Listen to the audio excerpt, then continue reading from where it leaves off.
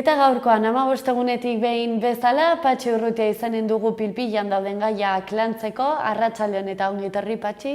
Baita zuri ere? Bueno, pasaden astean albiste garrantzitsu bat jakin genuen, etaren desarmea apirilaren 8an bukatu eginen dela, nola jarraitu duzu iragarpen hau? Poza hundiz, arazo larri bat bagenuen, jendeak asko sufritzen ari zen, politikoki erabakiak hartuak ziren eta nolabait ere horri bukaera bat eman behar zitzaion eta badirudi bukaera horren hasiera dagoeneko badugula lehengo egunetan, egunkarietan besteak egindako adierazpenen ondorioz, bai Garari, bai Lemonderi. Eta alde horretatik oso pozik, orain nolabaitera inbertze sufrikario ero bideratzen halko direla bertze bizi modu batera, gehien bat presoen inguruan dagoena eta bertze aldetik zogarri izan dena da podere zibilak edo antolakuntza zibilak zenolako indarra izan dezaken momentu batean jendea juntetzen bagara helburu konkreto batzuen atzetik. Herriak dauka ahalmena gauzak aldatzeko, nonta ongi antolatzen den eta nonta gauzak ongi egiten diren, eta hor ikusti iparraldeko talde guztiak nola babestu duten horrelako egoera bat, oso pozik bi alde horietatik, alde batetik sufrimenduaren kontra beste pausu bat eman delako, eta bertze aldetik herriaren protagonismoa oso azkar agertu delako, eta herriaren indarra nolabait ere hor errex eta ize ikusi dezakegu. Herriaren papera aipatu duzu, zer iruditzen zaizu Espainiako eta Frantziako gobernuen papera? Beraiek papera egiten ari dire, orain arte egoten aritu dire ustelduta zagon merkantzia bat saltzen, terrorismoa, eta hortik horre gainera hauteskundeetan gehien bat Estatu Espainiarrian emaitza onak ematen zizkien, eta horren atzetik dabiltza, eta karo bat-batean ezin dute hori aldatu. Baina, espero dugu hau ez oztopatzea, beraiek hau ez badute oztopatzen aurrera pausu importante izango litzateke hori ere, baina azken finean arazoa hor dago, eta ikusiz gainera arazo horrek nolako babesa soziala daukan, nik uste dut hor bertze modu batera jokatzen hasi beharko dutela, ez palime dire arronastoak behintzat, eta horrelako zerbait egin beharko dute, eta alde horretatik ere oso pozik. Apirilaren 8an dirudienez, desarmea iritsiko da guzti, 8tik aurrera zer gertatuko da? Bueno, 8tik aurrera beti ere gelditzen diren aldarrikapenak aldarrikatu segituko dugu eta gizarte hontan gaizki egindako gauzak zuzendu ere egingo ditugu. Eta gero izango dire relatu asko, bakotxa bere relatu izango du, baina errespetu osoz bizi beharko dugu gure artean ere dudarik gabe. Honen arira ere, pasaden astean, Sandra Barrenetxearen epaiketa egin zen, torturen inguruan nola jarraitu duzu? Hemen azkeneko boladan, hemen politikari, talde handiko politikariak, egunkariak eta hori denak aritu dire terrorismo bati buruz hitz egiten, ez? Baina gordetzen bertzaldetik, bertze terrorismo ikaragarri bat, edo terrorismo ikaragarri bat izan dena, eta hau da, poliziko komisaldegitan egindakoa. Gaurko egunean baditugu 5.000 torturatu, onartuak izan direnak Istanbulgo arauen inguruan, protokoloa, badire 5.000 eta gehiago torturatuak izan direnak, eta hor nolabait ere da gaurko egunean erabiltzen diren metodo psikologikoak eta ikusteko egia erraten ari diren edo ez adierazpenak egiten dituztenak. Eta badaude beste 5.000 oraindik protokoloi ez dutenak ezagutu, baina espero dugu horietan ere inbertze izango direla torturatuak izan direnak, eta Sandraren torturak izan diren nolabait ere, ez dakit, hausnartze bat bezala, badazkigu torturak, zautzen ditugu torturatuak, horiek badazkigu denak, baina nolabait ofizialtasuna eman behar zaie, eta badirudire hor ere pausu importanteak egiten ari garela horiek argitzerako orduan, eta horrek poztu egiten gaitu, azken finean, hainbertze jende izan da, atzo zaigu Jon Arretxe, eta Jon Arretxe Zabaltzarekin batera atxilotu zuten, Zabaltzare egin zizkaten gauz berberak, egin zizkaten erreka berdinan egon ziren, bat hiltzen bertze bizirik atrazen, doi, eta horrelako gauzak argitu behar ditugu, zerengatik horrelako isilpen gordetzen badira, hoien gainean egiten den edozein gauz, falsua izango da gauzak ongi argitu behar dire, eta ongi oinarritu azpi-azpitik, nahi balime dugu demokrazia sendo bat. Eta tamalgarria izan zen adibidez epaiketaren lehenengo egunean, enbertze Guardia Zibil paisanoz jantzia gantzirila juzgadora hartu zuten dena, gainera sartu zirenan beraiek aginduz indarra erakutsiz, justiziari eta zuzenbideari baztertuz, beraien abaliz bezala eta beraien podori erakutsiz beldurra sartzeko nonbait ere. Hor badire inbertze kasu, milaka kasu oraindik argitu behar direnak, eta azken finean hor argitu behar da zer den, eta epaiture bai, eta azken finean gero ikusiko dugu ze pasten den horiekin. Epaiketa hauekin ikusten duzu aurrera pausak ematen ari direla? Animeleko aurrera pausu izan da, kontutan edukitzen behizu azkeneko 40 urtetan, 20 kasu bakarrik izan dire epaituak, 20 kasu bakarrik. Eta inor ez da, teorian bakarren batzuk izan ziren zigortuak, baina ez dute zigor guzia bete inondik ere, eta gainera gero promozionatu egin dituzte. Gaur bertan heldu da, ez da egin horren urraren kasua oso ezaguna izan zen bere momentuan, urraren torturatzaile bat gaur itzaldi bat ematen duela nonbait ere. Eta karo, erten duzu baina hau zer da, osea, torturatuak ari dire, hor duzu Galindoren kasua izan daiteke argiena, 70 urteko zigorra jasoan zuen, eta 4 urten buruen, edo 3 urten buruen, ikusi ja non ta zen kartzeletan egon zen, eta gero, kanpoan gelditu zen, eta, badirudi eritasun handi bat larri bat zeukala, baina, pastu dire egin bertzukte, eta tipua bere negozioak kudeatzen dabil. Etxeko kontuekin aurrera jarraituz, euskararen legea ere aldatzen ari dira Nafarroan, eta antza denez, herri asko Nafarroa mailan sartu eginen dira eremu mistora. Nola jaso duzu albiste hori? Ikusten duzun bezala, azken boladan, zorioneko hainbertza gauz ikusten ari gara. Igual ez ditugu lortzen guneiko genituen denak, baina aurrera pausu oso importanteak dira. Hemen zeukaten UPN-ek eta PSN-ek, hemen zeukaten horapeteren muga bat, gaindiezina zen muga bat, eta hoi hautsi eginda. Haize gur nahi baino gutxiago hautsi da, ez? Baina hautsi eginda eta pausu bat aurrera eman da. Hemen zer da gertatzen dena? Gertatzen dena da, oraindik ere oso lotsagarria dela, Nafarroan, seguntan sortu azaren eskubide batzuk dituzu edo beste eskubide batzuk. Hoi, onartezina da, inondik ere ez Nafarroan, eta zinon ere. Baina, kursiz eta jakinkiz, UPN, PSN, noren politikak eramaten dituzte, frankismoaren politikak aurrera eramaten ari direla, eta ez dut PSOE ere bai, ez PSOEko jende guzia, baina PSOE talde bezala ere bai, hauekin gertatzen da, harrigarria diren gauzak, ez? Osea, zu sortu balin bezala Iruñetik behiti, zu ez zara euskalduna, zu ez duzu euskarazko eskubiderik, zu ez duzu hizkuntza jakiteko eskubiderik, ez da praktikatzeko horre. Baina, eta hoi behar dugu gainditu, baina badiru dire gobernuan ez dela, parlamentuan ez dela adostasunik nahiko, hoi egiteko, espero dugu denbora gutxi barru. Zer da pasten da, pasten dena. Gu badu Nafarroan talde gehien handiena dena, kulturaren edo jakintasunaren kontra dagoena. Horai dela aste bat edo, Diario Navarran bazetorren, oso kezkatu ez zeudela UPN-ekoak euskarak gobernuan zeukan edo langilerian zeukan indarra ikusite, baina zer da, jakintasunak hemen kalte egiten dio norbaiti? Hauekin ala gertatzen da, gure kultura, gure altxorra. Gaina jakinki Europako hizkuntzarik zaharrena dela beste dozein lekuten hau babestu beharko lukete, baina euskaldune olako atorkatu zaie 2000 urte mantendu balimedugu edo gehiago balimedugu gure hizkuntza gehiago ere mantenduko dugu, ez? Eta uste dut orai pausu importantea. Gehien bat, alde batetik, jende gehiago ikasiko duelakoz, baina gehien bat ere bertze desmitifikazio bat ere dakarrelakotz, horrelako erabaki batek. Osangi, gure esku dago herri dinamikak ere, enbat herri galdeketa egin zituen atzo, nola ikusten duzu erabakitza eskubidearena? Berriz ere berze pausu bat, norabide zuzenean, uste du nire izan dela. Errango dut honitzek, ze parte hartze, eguneko oite bortza. Zenbait lekutan Bizkaiko herri batean adibidez eguneko 80. Baina, denetara, eta oso ongi dago, azken finean ez da kanpaina publizitarioik egin, ez da izan. Eta honitzek nahiko lukete beraiek eguneko oite bortzaren boto kopurua eskuratzea. Azken finean, Amerikar Estatu Batuetako presidenteak eguneko 25 olako zerbaitekin atratzen da presidente, eta inork ez du erten parte hartzea handia edo txikia izan denik, horri garrantzirik ez zaio ematen, ez dakit, hemen ematen zaio nahi dutelakotz, bete zilegitasunak endu.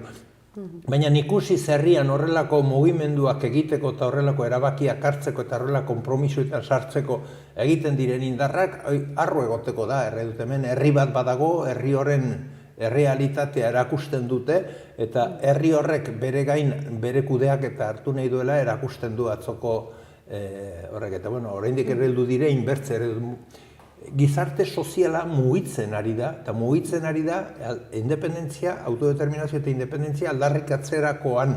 Eta uste dut, bi eskaera horiek edo demokratikoa direla, eta inork ez dituela oztopatu behar, gehiengoa balime da, eta berzenaz, egin dizatela kanpaina kontra, eta azken finean jendeak erabaki dezala, baina ez naski, Frankoak gerra bat irabazi zuelako, diktadore zikin horrelako gerra bat, horrek inposatu dako nola bizi. Atzo katalanak erraten zuten, beraiek egin zuten manifestazioan, beraiek Espainiarra ziela. Pues oso ongi. Inork ez kenduko beraiek izan nahi duten sentimentoi, eskubideak ere inork ez dizka kenduko, erdera zaritzeko. Baina arazoa da, bertza unitze, bertza gauza bat nahi dutela, eta nola erabakitzen da batzute bertzen artean? Boto eban ez, eta horri diote beldurra, hori da ez dutena nahi. Beraien nahi dute, beraiek agindu, baina beraien interesan alabera eta jendearen gehiengoak nahi duena baztertuz. Nola jarraitzen duzu Kataluniako prozesu soberanista eta gertatu diren epaiketak? Hor ere berriz, erran dut, azkeneko boladan gauzak asko aldatzen ari dira. Nik uste dut oso postekoa dela horiek erakutsi duten heldutasuna, azken finean bi talde erabat desberdin elkarrekin ari direlanean, EQP eta lehengo CDC, edo UDC, eta horrek ematen du indar, eta RC ere bai, horrek ematen du indar handia, horako gauz bat eginez. Eta, karo, hemen gertatzen dena da, betikoa, Espainian nahi du agindu, baina ez demokratikokin, beraiek. Egin zuten momentu batean lege bat, beldurrez, pistolak mai gainean zeudenean eta hau han zeudenak erran dute, eta hori lege horrekin nahi dute dena egin eta egin du ez Katalanek badute eskubidea erabakitzeko, Eskoziarrek izan duten bezala eta Kebekarrak ere izan duten modura. Horrengatik, hor gaude eta aurrera, baina, karo, Estatu Espainiarrak ez du irten biderik, ez du hori oztopatzen alt, bakar-bakarrik ez du hori gainditzen albaino oztopatu bai, legen bitartez, poliziaren bitartez, eta hori ikusiko dugu zer egiten duen politikoki ez du deus egiterik, orduan, edo beste moduak erabiltzen ditu, edo uzten du bakean Katalunia, beraien erabakiak hartzeko, baimena emanez edo errespetatuz. Eta hor txendako gorko gunean, dena den, badago teoria bat eta Estatu Espainiarreko konstituzionalista jakin zuena zeurezkire egin duena rojo, erraten duenak ezin dela ekidin referendum hori zer. Engatik legalki ere lehen egindako akatsak, gehien bat estatutua konstituzionalak atzera bota zuenean, gaurko gunean ilegaltasun o alegaltasun handi batean dagoela Katalunia, zerengatik beraien estatutuak ere ez du balio konstituzionalak egin zezkan murrizketak eta gero. Eta horrek ere, hor seguraskire eztabaida sortuko du. Baina gaurko gunean hemen importantena da, herriak erabakitzen duela inbertzelekutan, orain arte ez bezala edo orain arte baino gehiago, zenolako erabakiak, zenolako bizimoduak, zenolako kudeaketak, zenolako harremanak mantendu nahi dituen bai bere herrikideekin, bai inguruko herrikoekin ere.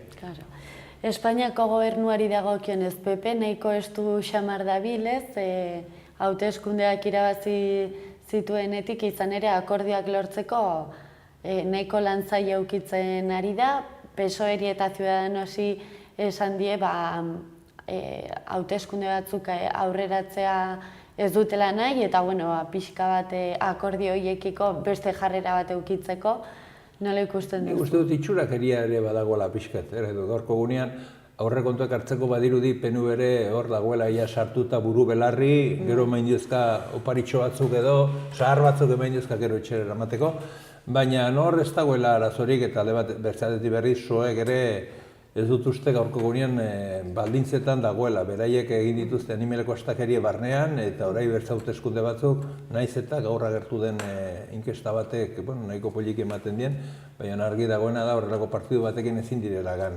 Bertze hauteskunde batzutara, gainera ez dutena konponduko segurazki eduz.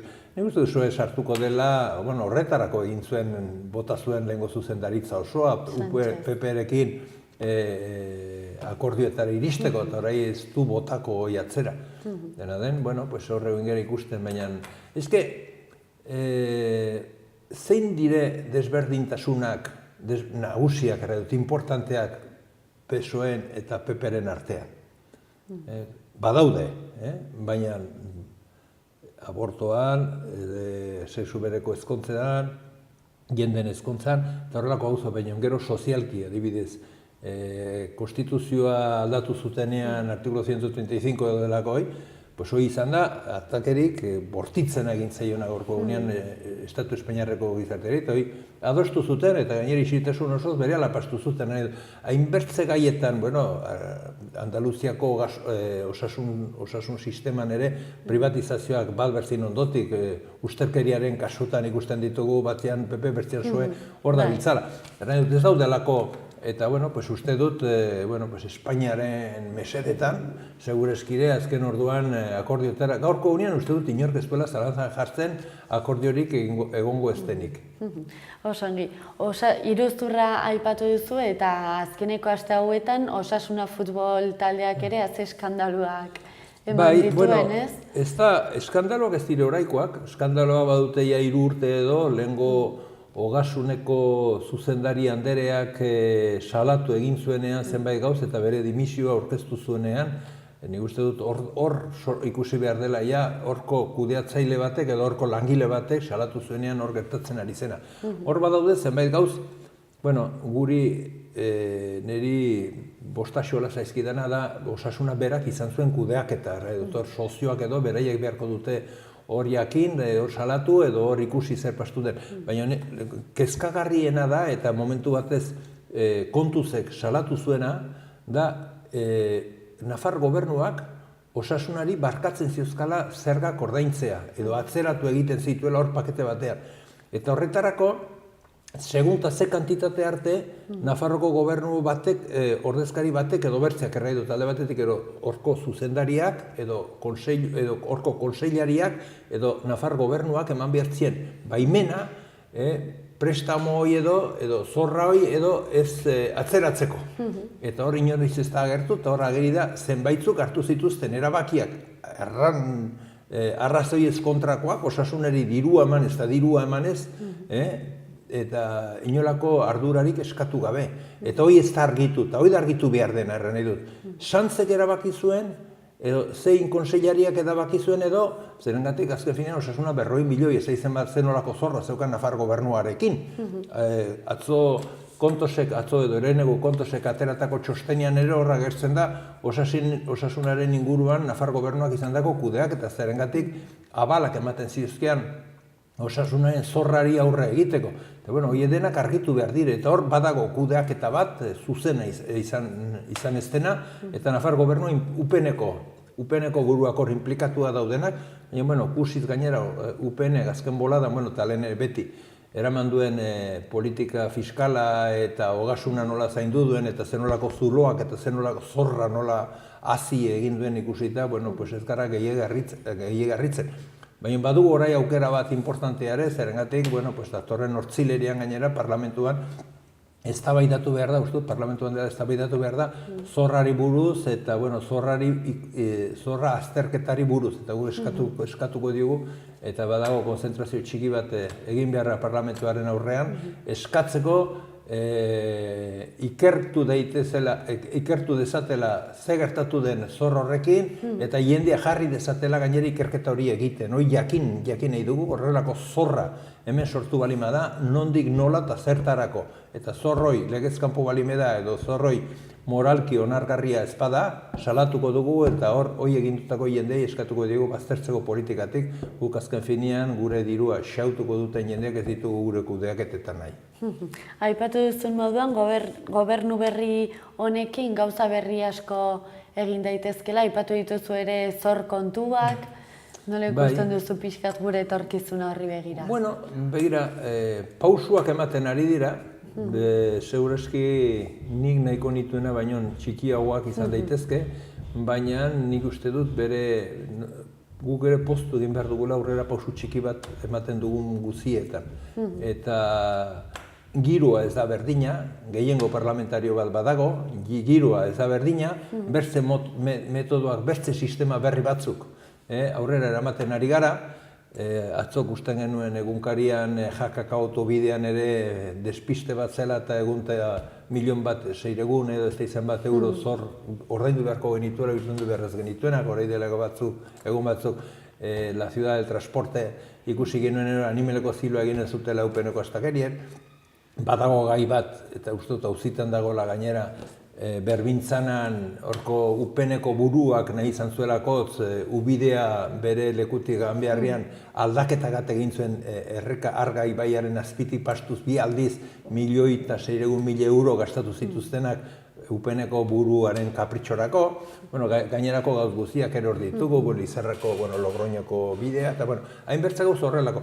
Eta guk orai horiek denak aztertu behar ditugu, eta horiek denak, eta aspaldion jakin nahi dugu, kutsaren desagerpenean Nafar gobernuak izan zuen papera ikaragarria hor. Esazun nolakoa zen, ahazti egiten zaizkigu gauza, baina Bartzinak goiz batez, 3 bilera egiten zituen, eta batean 5 minutu dola galtzen zuen, eta 5.000 euro kobratzen zituen eguneko. Horrelako gauzak hor ditugu, horrelakoak ez dire gertatzen, eta gainera horrelakoak egiteko bidea nolabitere gaurko egunean ja oztopatzen ari gara. Edo gauzak asko aldatu behar dute, eta hortik nik uste dut pauso txikiak, baino zuzen bidean ari garela, ez? Oso pozik aurrera egiten dugulakotz, batzuten nahiko urduri edo aserre, nahiko genituenak adibidez hezkuntzan ez da aurrera pausorik eman, gainera hor erdi eskandalu txiki horiek ere inberti izan dire, eta hor behar genuen gainera hor eta osasungintzan aurrera pauso importanteak eman beharko ziren. Ospitaleko janari famatu haiek ere desagertzen ari dela, sindikatuen erosketa ere bukatzen ari dela, Komisiones Obreras eta UGTek egindako lapurreta izan daiteke kakotxen artean, hoi ere desagertzen ari dela bat dirudi, eta dena den bidea badugu aurrera egiteko, eta esperatzen dugu bide hortan segituko dugu tinko, zintzo, eta aurrera pausoak eta Nafarroaren onerako eta Euskal Herri osoaren onerako izan daitezen. Oso, ongi Patxi, mila esker, xala telebistan izategatik eta ongi izan. Bale, mila esker zuri eta nahi duzun arte. Mila esker.